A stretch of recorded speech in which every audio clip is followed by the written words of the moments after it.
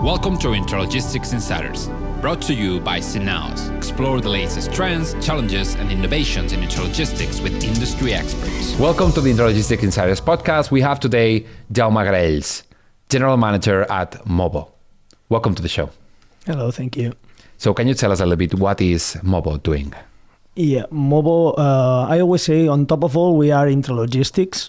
We know how logistics processes are held, and we try to help in improving them, optimizing them, and automatizing them. Via using our manual machines, which we maintain and we do the full renting, let's say, service, and also via our AGVs.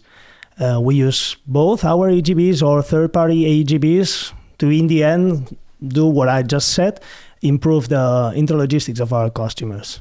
AGVs or AMRs? That's a question, depending on who you ask. But yeah, we call robots normally. Mobile robots, right? Yeah. Okay. What is the story of Movvo? Where does it come from? Movvo is like the junction of different companies that were other companies at the very beginning. Actually, 3 companies. One of the company was managing all the intralogistic machines, manual machines in this case, in the 3 plants of SEAT. All in all, 900 machines with different customers there. From there, we learned a lot about machines, intralogistic processes, and how this world is moving, all the little things inside this world. Then we have the second company, or we had the second company, which is Movvo Contenedores, is the company in which we build and maintain metallic structures, but also to move things from one part to another, see the relation in intralogistics again.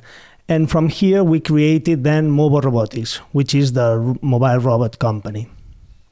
Okay, makes sense. So you have covered from the manually operated forklifts, I understand, Yep, to the containers that are used in the industry, and now the automatization of the processes. Yeah. How is it working with a large company like SEAT?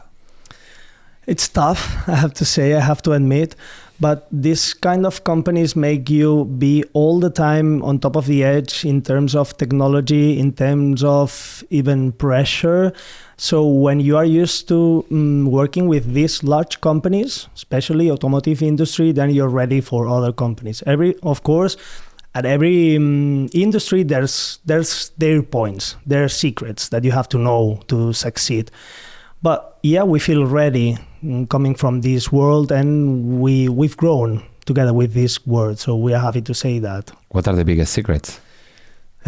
If I tell you, then they're not secrets anymore.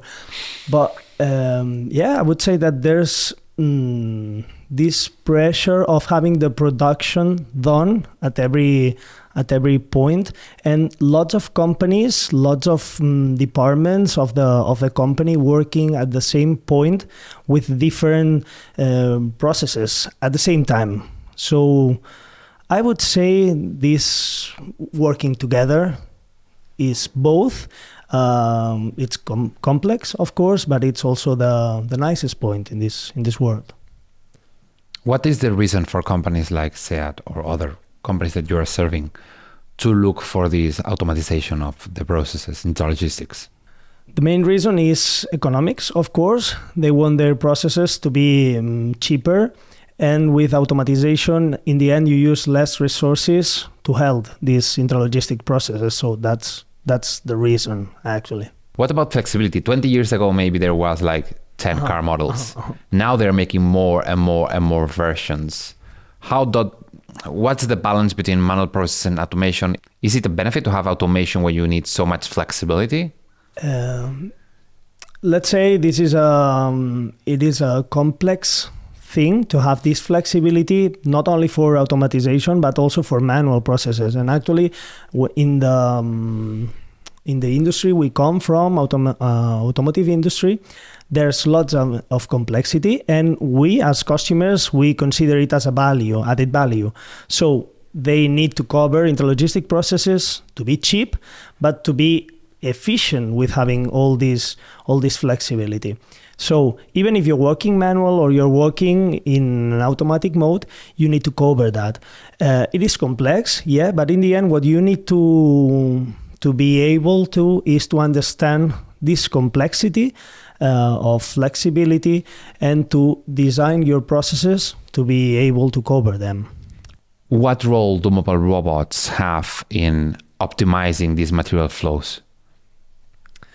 Okay. Now, I will add a second question. Mm-hmm. What are the drawbacks of these robots compared to people? I would say they run always the same. We people use our brakes. We know how to go across some situation, and that's sometimes interesting, let's say, but it also takes into strange situations that in the end are a problem.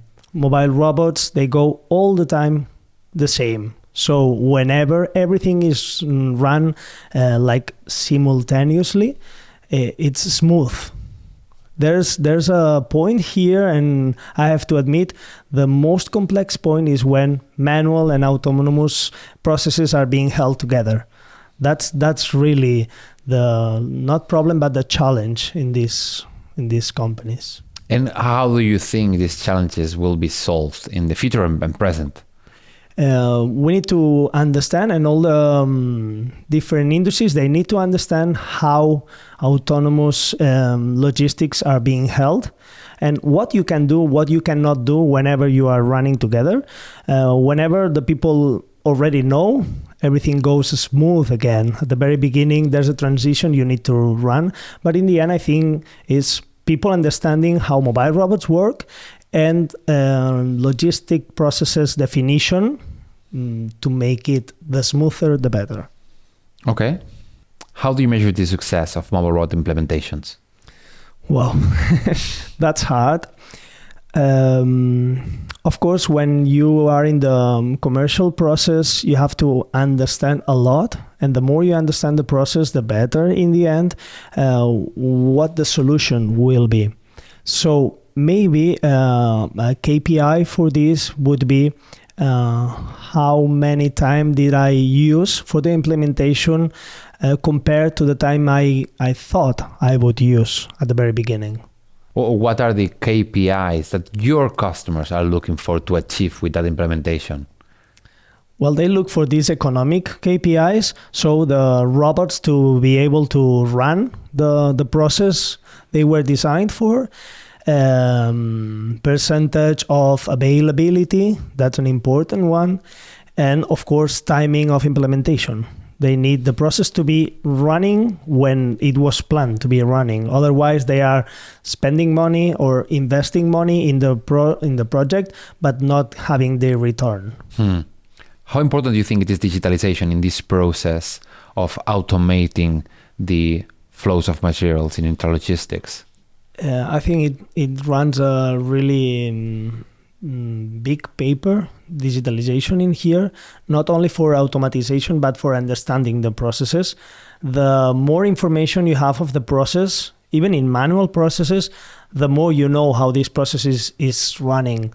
So you will be able to understand where you have your possibilities to optimize the process. And that's where you need to go. That's where you need to improve your process. What do you think is the maturity level of this digitization right now?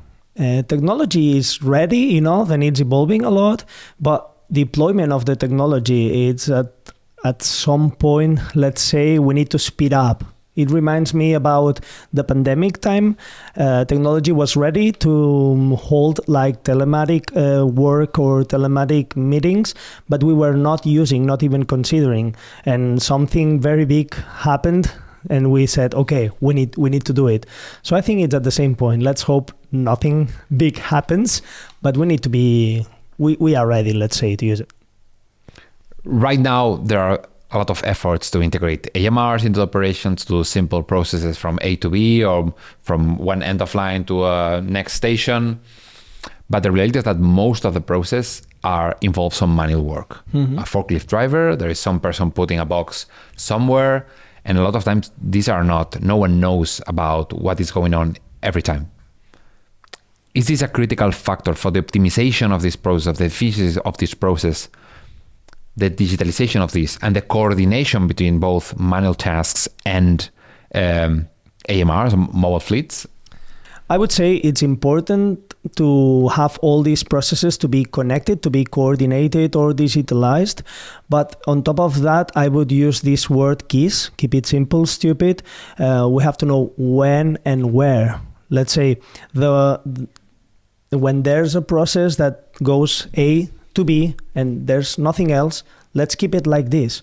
There's, of course, other processes that you need to interact with the previous or the next process. And there is when coordinating the process is very important. Also, to get like a higher number of or higher percentage of automatization. There's a critical point in which if you are not coordinated, you cannot go further. So that would be important at this point.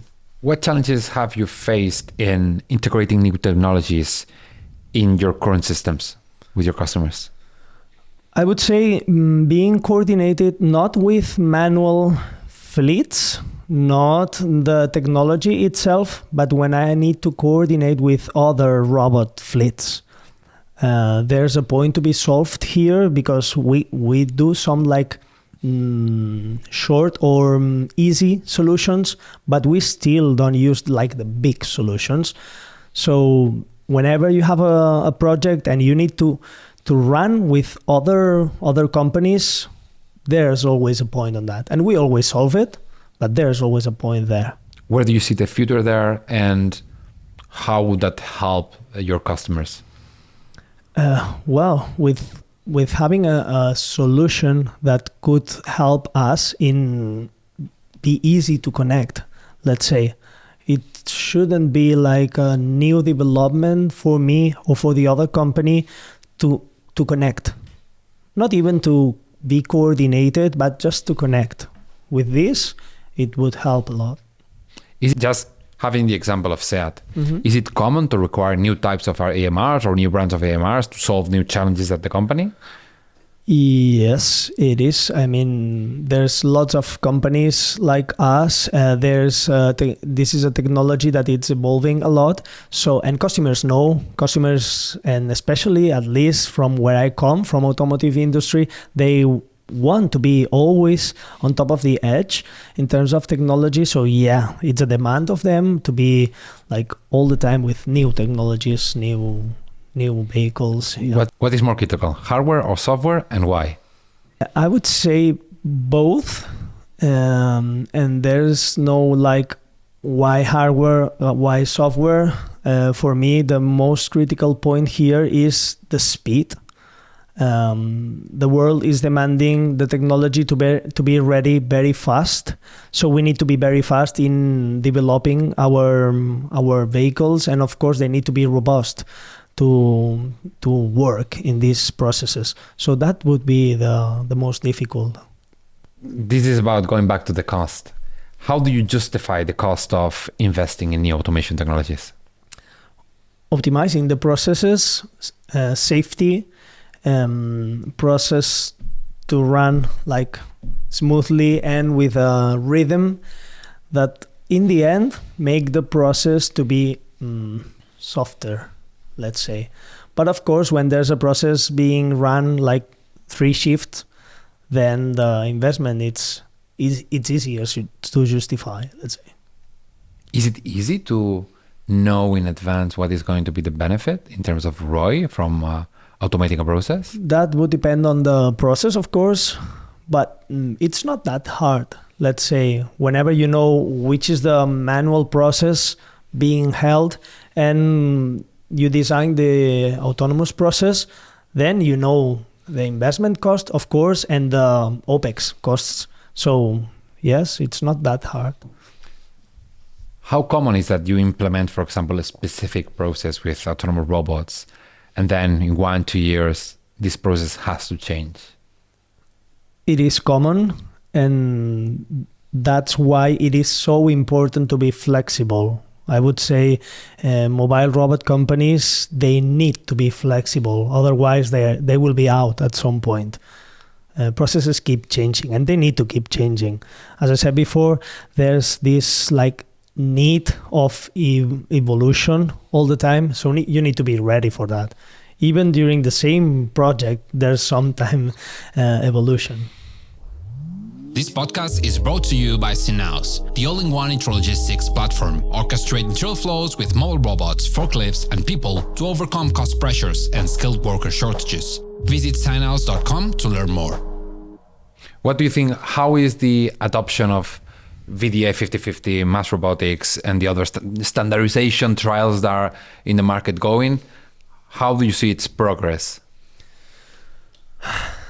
There is a progress, of course, but I would say we are in a point that everyone talks about it. Nobody knows what exactly it is. And that's not a problem. At some point, I guess we will all agree what exactly do we need, how do we solve it, and we will have like this comprehensive world in which we all talk the same language. But yeah, we're now in a point like stuck, I would say. With your customers, like said, which is a big player, how hard has it been to scale automation? Because you can start maybe with some processes, but then probably you will have to scale to 50 AMRs. You will have to scale. What have been the biggest challenges that you have faced?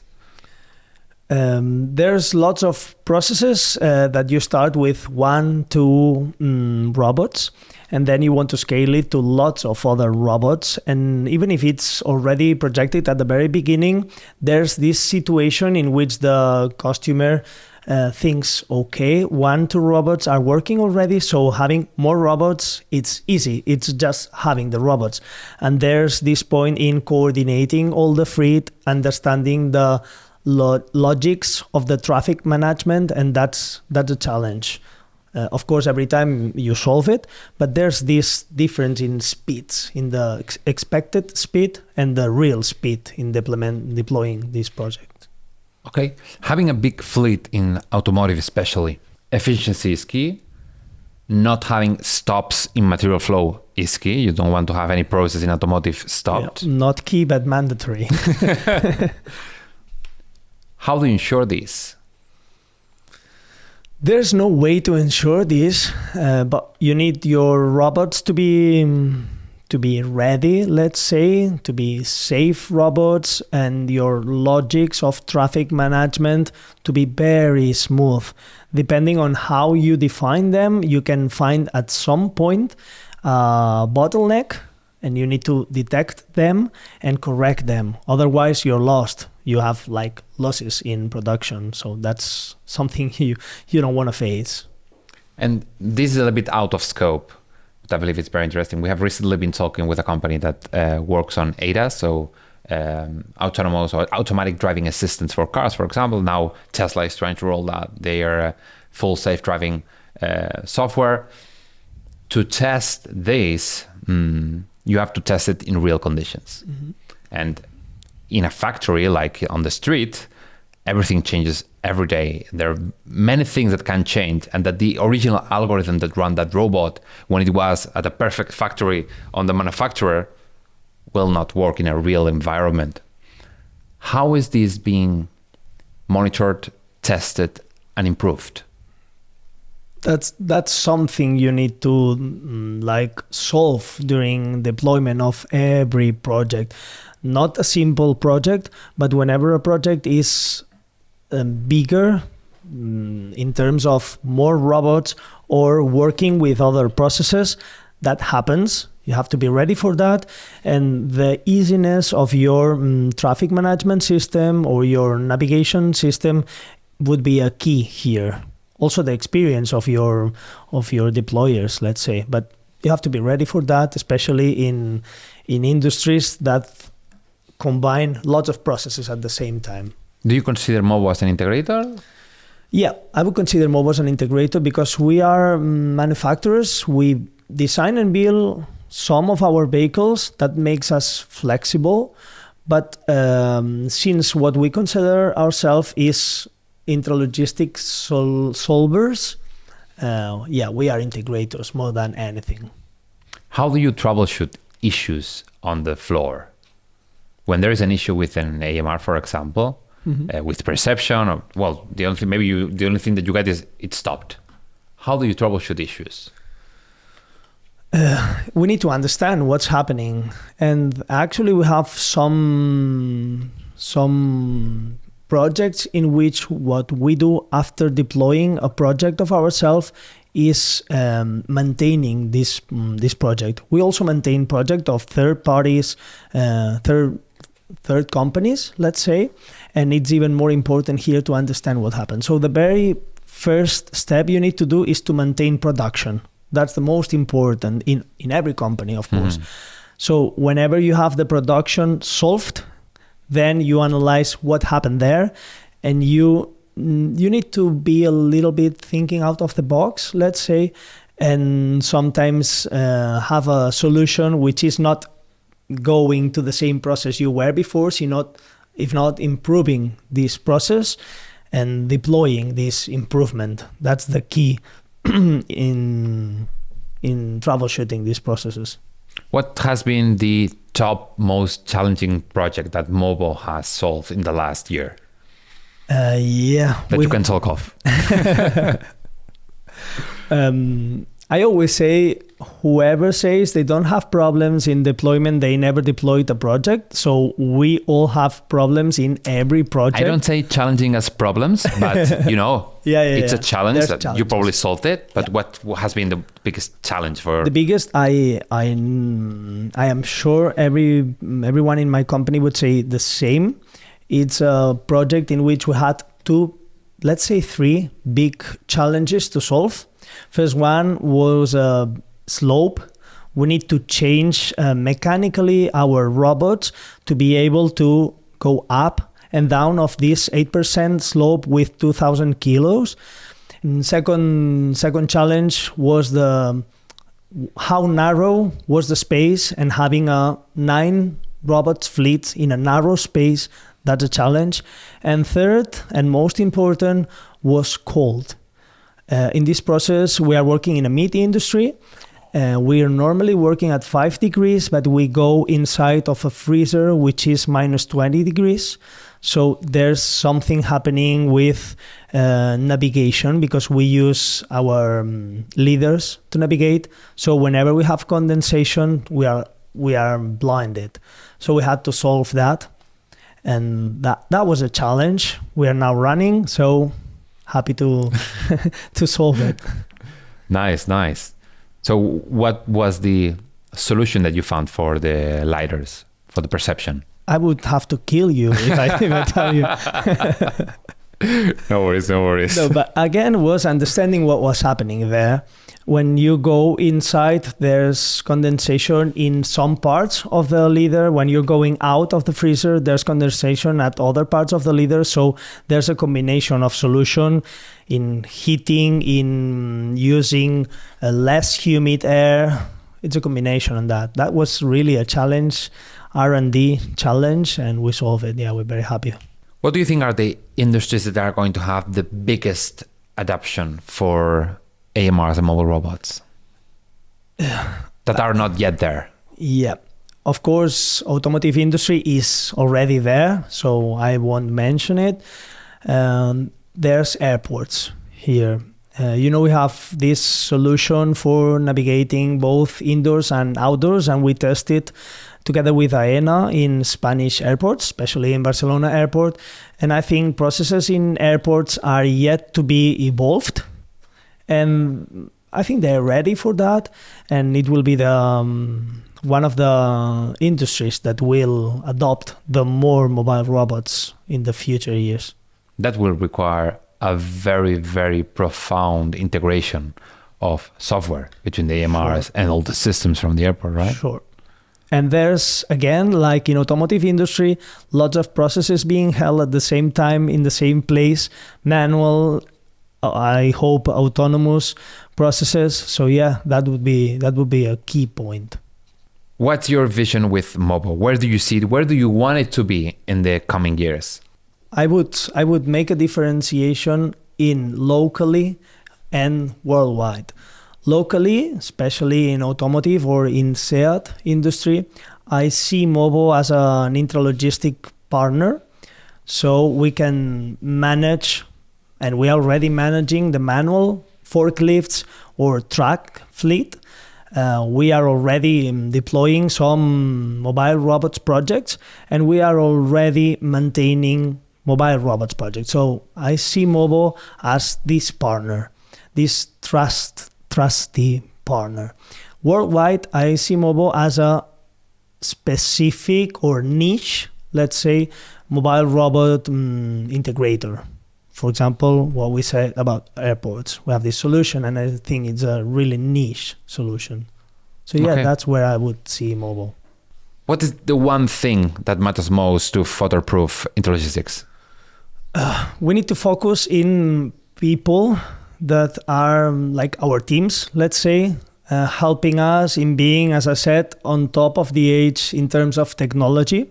So human resources, it is already a point and will be a point. We need these people to be ready, and we need these people to be as a part of our teams. So that would be a key point for sure. Is there enough people and engineers today? Not for sure. There is people, of course, but there's more and more needs of this kind of processes to be automatized. So we need more and more people. And I think the speed of people going out of colleges and having the experience needed, it's not like at the same point. Thank you very much for joining us today, Jaume. Hope to see you back soon. Thank you. Thank you. See you. Thanks for listening to Intralogistics Insiders. Stay tuned for more insights and subscribe on Apple Podcasts, Spotify, or your favorite platform.